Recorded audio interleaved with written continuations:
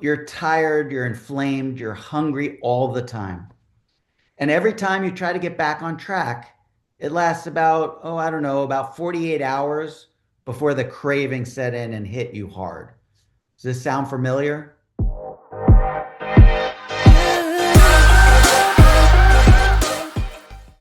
Hey, everybody, welcome back to the Obesity Project. Today, episode 45, the 1 week reset, breaking the cycle of cravings and crash the insulin curve. So, today we're going to learn about how to hit this reset button and we're going to fix everything for you guys. So, let me paint a picture for you. Let me see if this sounds familiar to you. So, you've been stuck both in the rat race and, excuse me, your weight loss journey. So you're tired, you're inflamed, you're hungry all the time. And every time you try to get back on track, it lasts about, oh, I don't know, about 48 hours before the craving set in and hit you hard. Does this sound familiar? Well, it's not your fault. You're not weak, you're hormonally hijacked. So, cravings, constant hunger, low energy, brain fog, they all share one single thing in common, and that's dysregulated insulin. So, today I'm giving you a practical step by step 1 week plan to crash the insulin curve, break the cycles of cravings, and retrain your body to burn fat instead of begging for glucose. So, this is the 1 week reset. Now, mind you, this is not a diet. It's not a detox. It's a metabolic reset based in real physiology. So let's go. All right. We're going to first talk about the science behind the reset. So here's what happens when you're insulin resistant. You're hungry even after eating. Even though you have sugar in your blood, you have glucose in your blood, your insulin levels are driving that blood glucose into your cells, and then the brain perceives you being hungry. It perceives a drop in that blood glucose and starts screaming for you to eat more. And you may crash mid-morning or afternoon. Your body stores fat but can't access it for fuel. So you've got all these fat stores on your body, right? You've got hundreds of thousands of kilocalories stored in your body fat, in your adipocytes, your fat cells. But because of the high insulin, your body is not able to access that for fuel. It's not able to tap into those fuel sources and that stored fat, which is nothing more than energy. And you feel depleted. You feel like you need caffeine or sugar or snacks just to survive the day. Well, why is that? Well, it's simple. It's because insulin is just too high for too long, and your cells stop responding. It's sort of like the signal is ongoing, but your cells are screaming, I've already got too much sugar. I'm not going to listen to you, Mr. Insulin, and I'm not going to let the sugar in. And on top of it, to make matters worse, your body won't burn fat. And so you're stuck in a constant sort of fed state. And the reset is really designed to break that cycle by lowering insulin quickly, naturally, and safely. So, as I mentioned in a couple other videos leading up to this one, we are a hybrid engine. Our bodies are hybrid engines. We're supposed to burn sugar for fuel, and we're supposed to burn fat for fuel. When we're in a fed state or we're in a carbohydrate rich state, we're going to burn glucose, we're going to burn sugar. But when we deplete that sugar in our blood, when we deplete that glycogen stored in our muscles and our liver, now we need to turn to fat and we need to become fat burners. We need to oxidize fatty acids for energy and create ketones and get in ketosis and use those ketones to provide the energy that we need to do our daily activities. And interestingly enough, those ketones have about as much energy stored in them as blood glucose does. Maybe slightly less, but pretty close to the same amount. So let's talk about the goals of the reset. This isn't about weight loss in 7 days. This is about resetting the metabolic stage. And here's what we're actually aiming for. We're looking to lower insulin and stabilize blood sugar. We're looking to rebuild satiety and retrain our hunger hormones to function properly. And then thirdly, we're going to reignite fat burning by entering a fasted state safely. And this reset is for people who feel like they're constantly grazing, craving, and riding the blood sugar roller coaster, even on healthy food. So, what we do if we, are eating a standard American diet, rich in carbohydrates, especially ultra processed refined ones, our blood sugar spikes really rapidly. Our body says, holy crap, we've got all this sugar in our blood. We've got to drive that into the cells. We've got to store it away for energy for later. And the insulin gets released. You've got these high insulin levels, which drive the blood sugar down.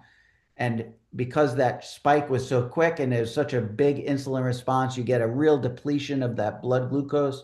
And so this is that blood sugar roller coaster that we have. And so as soon as you crash, you start looking for things like snacks or sugar or caffeine. And this just perpetuates and propagates this sugar roller coaster that we're going on every single day. And so let's talk about what the 7 day reset plan is. So here's how it works day by day. So on days 1 and 2, we're going to cut and compress. And what this means is we're going to eliminate some things. We're going to eliminate grains. We're going to eliminate added sugars. We're going to eliminate all seed oils, fruit, and processed snacks. This is only in days 1 and 2. We're also going to put in what we want to eat, the things we actually are choosing to eat on this 7 day reset. And we're going to eat predominantly animal protein, low carb veggies, things like spinach, broccoli, zucchini, and we're going to eat some healthy fats. So we're going to focus on our meals. We're going to do 3 meals per day with absolutely no snacking. That's the critical factor if we want to drive those insulin levels down. And we're going to remain hydrated. We're going to drink plenty of water. We're going to take in extra electrolytes. And if you want, this is up to you, you don't have to do it, but we're also going to include a little bit of black coffee or tea. All right. And then we're also going to now add in some eating windows. So we're going to first start off on days 1 and 2. We're going to start off with a 12-hour eating window. So an example of this would be like 8 a.m. to 8 p.m. or 8 p.m. to 8 a.m. Now, here's what you should expect on days 1 and 2. You will have some mild cravings. You will have some hunger and possibly some headaches, which are totally normal because what your body is doing is it's switching gears. It's used to seeing a lot of carbohydrate. It's used to seeing big glucose spikes, and you're used to seeing massive insulin responses and driving that blood sugar down. So it's totally normal for you to feel kind of a little bit under the weather. Many people that have done keto or carnivore, they call this the keto flu or the carnivore flu. This can be mitigated a little bit by adding plenty of electrolytes and to that water, or just adding electrolytes to the foods that you're eating so that you don't become dehydrated. The dehydration is the predominant reason that you feel kind of crummy in the first couple days. Now, on days 3 and 4, we're going to now shift into fat burning. So we're going to drop down to 2 meals per day, and we're not going to eat breakfast, but we're going to eat at noon and at 6 p.m. or thereabouts. I mean, you got to, figure in your schedule, what works for you, but we want to try to eat around those times. But we're going to drop down to 2 meals per day. And now we're going to basically what we're doing is increasing that fasting window and decreasing our eating window. We're also going to increase protein and fat, and we're going to try to keep the carbs less than 30 grams net per day. All right. We're also going to add optional walking after meals. It's been absolutely proven that walking after meals is super beneficial utilizing the muscles. The muscles will soak up whatever glucose is in your blood, whatever carbs you're eating that may be leaching into the bloodstream after your meal. And so walking after meals, super helpful to absorb that blood glucose. And then we're going to prioritize sleep. We're going to try to aim for lights out before about 10:30 p.m. Now, here's what you can expect on days 3 and 4. You can expect to have clearer thinking, fewer cravings, and more stable energy. And then on days 5 and 6, we're now getting into deep reset mode. We're going to maintain that 2 meals per day. We're going to increase hydration and salt intake, very important. We're going to break meals only when we're genuinely hungry. So now we're going to try to increase those eating windows, increase the fasting window and decrease the eating window. So if at noon you're not hungry, extend into 1 or 2 or 3 p.m. And you're only going to break those meals when you're only going to break the fast between meals when you're genuinely hungry. And an optional thing that you can do is you can try a 24 eating window, meaning you're going to eat basically like between 2 and 6 uh, and have a 20-hour fasting window and a 4-hour eating window. Now, what you can expect on days 5 and 6 is your body is switching to fat for fuel. Your appetite will drop and your energy will increase. It's absolutely proven in multiple studies that when you go into a fasting state, your basal metabolic rate will increase, your blood glucose will increase, priming your body for having to get your next meal. So on day 7, you're going to recalibrate and reflect. Say that 3 times fast. So same meal timing, just like we were doing on days 5 and 6. We're going to now reflect on what's changed.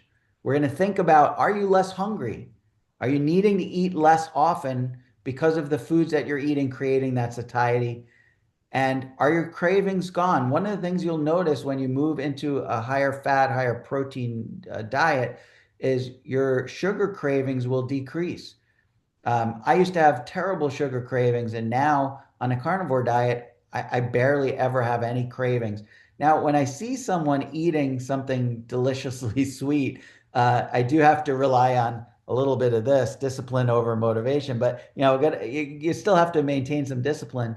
But those sugar cravings are gone. You won't run around the house looking for something sweet. And you want to reflect on whether you're sleeping better. Many people on a ketogenic diet or a very low carb diet, sort of a fasting mimicking diet, will notice that you do actually sleep better. And then you want to go ahead and plan your next steps. You want to keep the momentum going, or maybe even extend another week. And so what you can expect on day 7 is more control, fewer crashes, and hunger that finally makes sense. You get hungry when it's time to eat that meal, not just because the clock says so, not because you're bored, not because you're watching TV, not because any of these other things that make us eat. Not using it as an emotional crutch. All right, so let's talk about a real case and the reset response. So let me tell you about Brian. Brian is in his early 50s, about 30 pounds overweight, constantly snacking, and borderline diabetic or pre-diabetic. So he tried keto before and quit in about 3 days or so. He felt like there were too many rules and not enough support. So he and I talked and we did this 7-day reset. And within 5 days, his cravings were gone. His energy was stable. He dropped 6 pounds of bloat. He stopped reaching for snacks and he started sleeping throughout the night for the first time in years. And by day 14 of this reset, he wasn't just lighter, he was metabolically calmer. He was metabolically more sound. So if you've been fighting your body, if you've been living meal to meal, snack to snack, if your hunger feels louder than your goals, and if you don't need more motivation. You need to reset your insulin. So you don't need more motivation. You need to reset that insulin. This 1 week plan gives your body the signal it's been waiting for.